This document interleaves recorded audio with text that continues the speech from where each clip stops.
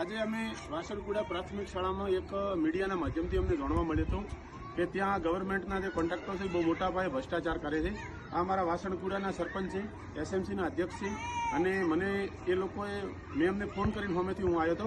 અહીંયા સ્કૂલના પ્રિન્સિપાલને એ લોકોને કોન્ટ્રાક્ટર દ્વારા દબાવવામાં આવે છે અને અહીંયા જે કોમ થયો છે એ કોમમાં બહુ મોટા પાયે ગેરરીતિ થઈ છે. બ્લોક છે તો બ્લોક આડાવડા પડ્યા છે. જે ત્યાં પેલી બાજુનો દરવાજો છે તો એ સ્કૂલમાં જે દરવાજો છે એ આખો નકોશા ઉપર છે.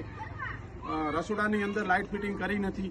પેલી બાજુ જે 3 ફૂટની ફેન્સિંગ કરવાની છે વંડાની ઉપર એ પણ કશું કર્યું નથી. અને કોન્ટ્રાક્ટરો વારંવાર અહીંયા જે એમના મળતિયા છે એમને દબાવી અને કામ કરીને સ્કૂલના પ્રિન્સિપાલ જોડેથી એનઓસી લઈને જતા રહે છે. તો સરકારશ્રીને મારી રજૂઆત છે કે સાહેબ બાળકોના ભવિષ્ય સાથે તમે કેટલા દિવસ આવી રીતે ચેડા કરશો. તમે અહીંયા સ્કૂલના જે છે વાસણકુડા પ્રાથમિક શાળા છે કાકડી તાલુકાની, તો એ સ્કૂલની હું જે અહીંના ટીડીઓ વાવથરા જિલ્લાના ડીડીઓ એમને પણ કહું છું કે તમે આવી અને આ સ્કૂલની મુલાકાત લો કે ખરેખર કેવું કામ થયું છે. તો તમને જાણવા મળશે કે અહીંના ભ્રષ્ટાચારીઓ કેવું કામ કરે છે. અગાઉ પણ સર્વ શિક્ષા અભિયાન હેઠળ મડાલ, કુડાની ઘોડાપુરા સ્કૂલ, વકવાડા, આ બધી ઘણી બધી સ્કૂલોમાં, લાલપુર, આ બધી સ્કૂલોમાં મોટા પાયે ગેરરીતિ થઈ હતી. મેં ચેક જિલ્લા શિક્ષણ અધિકારી, તાલુકા શિક્ષણ અધિકારી, તાલુકા વિકાસ અધિકારી બધાને મેં આવેદનપત્ર આપ્યા હતા, છતાં એ લોકોએ કોઈ ધ્યાન દોર્યું નથી. તો મારી આ બાબતે રજૂઆત છે કે સાહેબ તમે આ બાબતે તરત આનું ધ્યાને દોરી અને વાસણકુડા સ્કૂલની તરત મુલાકાત લઈ અને આનું સત્વરે જેટલું બને એટલું ફરીવાર કામ કરાવવા અમારી તમારા સમક્ષ રજૂઆત છે.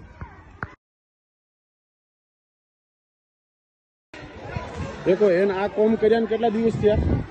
અરે દેખો અહીંયા પાઇપો હજુ દોરડે બોધવી પડે એવી પોઝિશન છે. દેખો આને કેટલા દિવસ ત્યાં કોમ કર્યા ને આ વેલ્ડિંગ કર્યા? 15 દિવસ થયા છે. 15 દિવસ એમ ને. તો અહીંયા સ્કૂલમાં તમે આવતા હતા કાયમ છોકરા મૂકવા માટે, તો તમે કોઈનું ધ્યાન નતું દોર્યું? અમે એને આચાર્ય સાહેબ બંને ધ્યાન દોર્યું હતું, એમને કીધું હતું, પણ એમને એમ કે આ સરકારનું કામ છે, જેમ થતું એમ થશે, કોઈ તમારું ચાલશે નહીં એમ. અમારું કીધું બિલકુલ કીધું કર્યું જ નથી આપણે. દેખો અહીંયા આખો છે ને, અહીંયા આખો આ વરંડો તોડી નાખ્યો છે. પગ પડ્યા હજુ કામકાજ કરેલું છે. આ બારીઓ હવેથી તૂટી છે. કોઈ રસોડાનું કામકાજ છે કે નહીં અહીંયા? દેખો તમે વિચાર કરો કે કઈ રીતનો માર્યો છે. દેખો એને અહીંયા આ ગેટ બનાવ્યો છે. જે હોમેની સાઈડનો ગેટ છે એ તમે દેખી શકો છો કે કઈ રીતનો તૂટેલો છે આખો ગેટ. દેખો આ બાજુ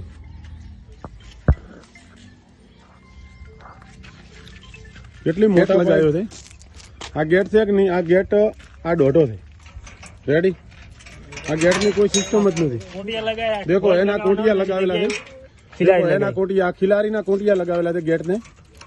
આ ગેટ પડી જાય. આ ગેટ છે, આ કોઈ બાળક ખોલતો પડી જાય તો એનું શું થાય? આ દેખો અહીંયા દેખો એ ને આ સિમેન્ટ વાપર્યો છે. દેખો એના સિમેન્ટ ગેરરીતિ થઈ. તમે ગોમના જ છો ને? શું નામ તમારું? આ કોમ હવે તમે આના વિશે કોઈનું ધ્યાન દોરેલું? હા, જે કોન્ટ્રાક્ટરો છે એમને બધાને અમે વાત કરેલી. હા, તો એ કોન્ટ્રાક્ટર શું કહેવા માંગે છે? કોન્ટ્રાક્ટરો કે અમે બહાર થઈને લગ્નમાં છે ને એવી વાત કરે છે, આવતા નથી. કેટલા દિવસથી નથી આવતા? એમને આવે અને ગણો કે 10-15 દિવસ. ઓકે. દેખો અહીંયા આ સ્કૂલના એસએમસીના અધ્યક્ષ મારી સાથે છે. દેખો અહીંયા એના આ કોમ છે.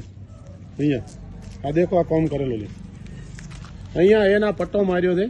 તો પટ્ટા ઉપર ખાલી આ દેખો આ તમે તમારી રીતે ઈટ હરકાવો દો. આ તમે તમારી રીતે ઈટ હરકાવો. દેખો એના દેખો દેખો અહીંયા પાટું મારો ને તો આજે કોડા પડે છે. તમે વિચાર કરો. દેખો એના સિમેન્ટ છે. આ સ્કૂલની અંદર આ સિમેન્ટ લગાવ્યો છે. તમે વિચાર કરો કે એના સિમેન્ટ છે. આ સિમેન્ટ તમે પગથી ફોડો ને તો સિમેન્ટ ફોદાઈ જાય એવી પોઝિશન છે. હાલથી અલગ પડી છે.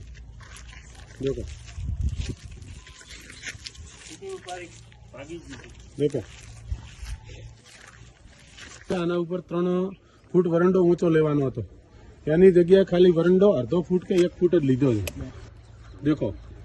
દેખો તમને દેખાય છે? થોડો આગળ આવે દો. દેખો એના હળીઓ છે.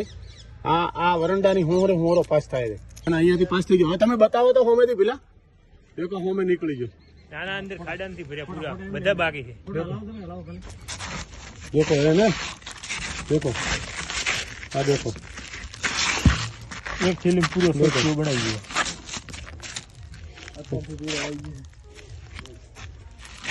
દેખો અહીંયા સોર્સ કુવા માટે પાઇપલાઇન નોખેલી છે. હજુ તો કેટલા દિવસ થયા?